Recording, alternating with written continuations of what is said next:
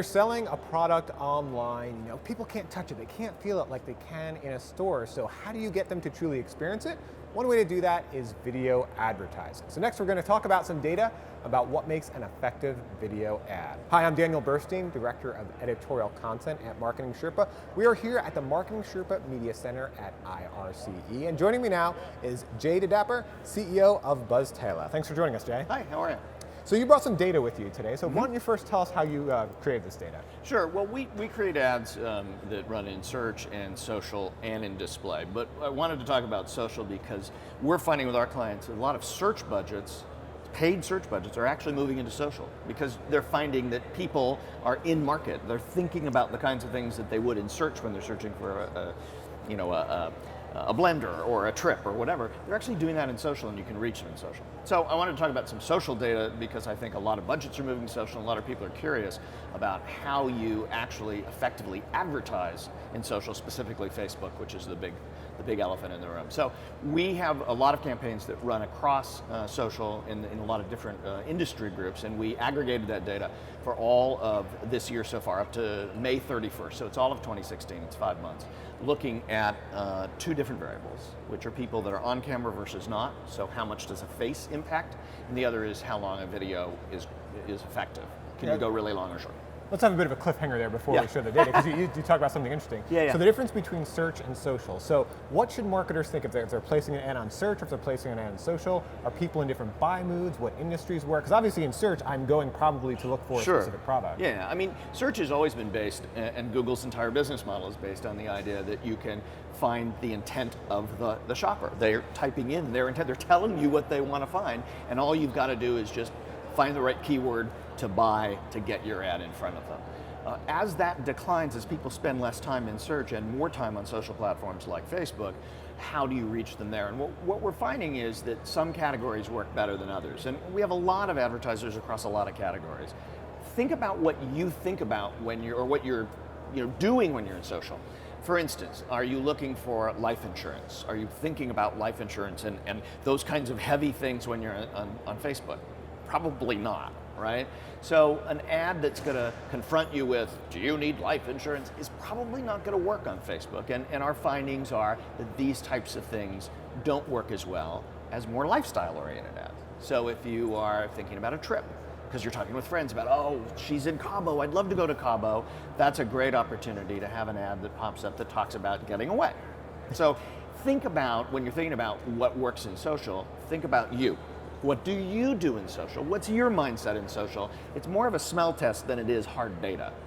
Yeah, that's a great point. People see Facebook, billions of people are on there. We should just sell our stuff. And the point is, like, why are they on there, like you're talking about? Yeah, and that's true. The next part of that is then Instagram, which is, of course, run through the Facebook ads platform. And Instagram is different even from that, because people are looking, again, travel's a great example. You're looking at Instagram photos of people, friends of yours that are traveling. Oh, that's awesome. So you can do a travel ad there. But people probably aren't showing pictures of their blender in the kitchen. So you probably don't want to run a blender ad in Instagram. All right, so I was just interviewing Mark Lobliner about his social media practice, and he was talking about how important bringing that human face to social media is. Yeah. So let's take a look at your data and see what you found about bringing humanity to videos and how it affects those video ads. Sure. So we've always run two types of ads in social. One, it has a presenter on camera at the very beginning saying, hey, you're looking for a trip to Cabo? And then the same version without a face on it. And we always run those, and we A/B test them, and we shut off the lower performing ones. And almost inevitably, we're shutting off the ones that don't have the face.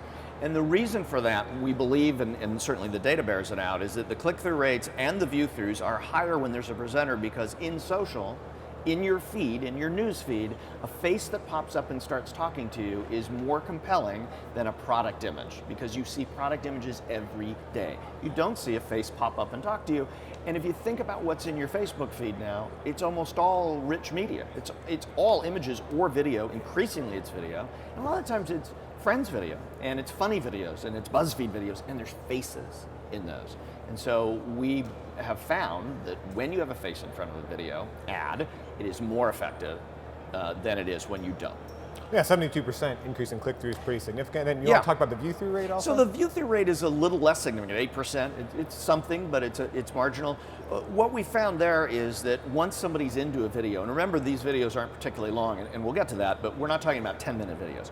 The view-through rates aren't significantly different because once somebody is in, I mean, if you've committed to a video where there isn't a presenter, you're probably going to stick with it the same length as if you've committed to it if there is a presenter.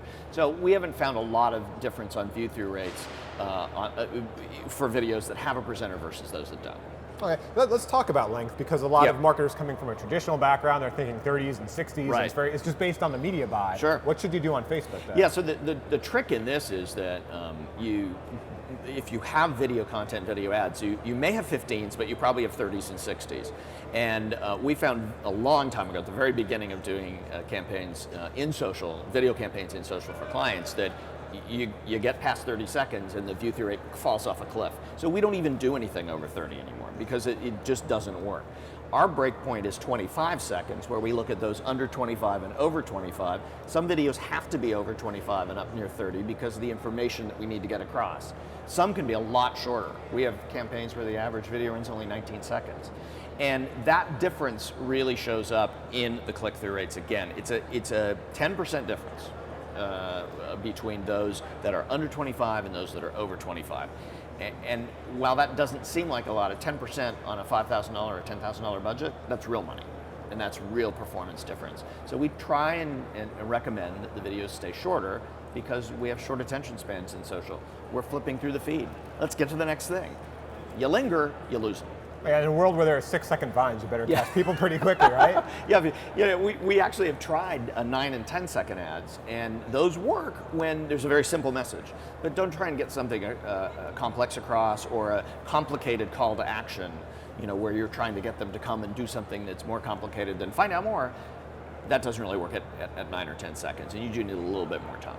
Okay, and last, let me ask you about how to start out those videos, because as we see with view-through rate, again, there's not a big difference, right? You were talking about once people get into the ads, they're going to get through. So how do you get them in? What's the image you put there? How do you really pull them in and get them watching? Right. So again, we found that the face is the most effective in Facebook because, again, people like to see people talking. We've actually found, and these are early results, and the reason that I didn't have our analysts put it into a slide form is because this data is still being baked, if you will, because our experience in Instagram is new for a lot of people, obviously Instagram advertising. Here it's different.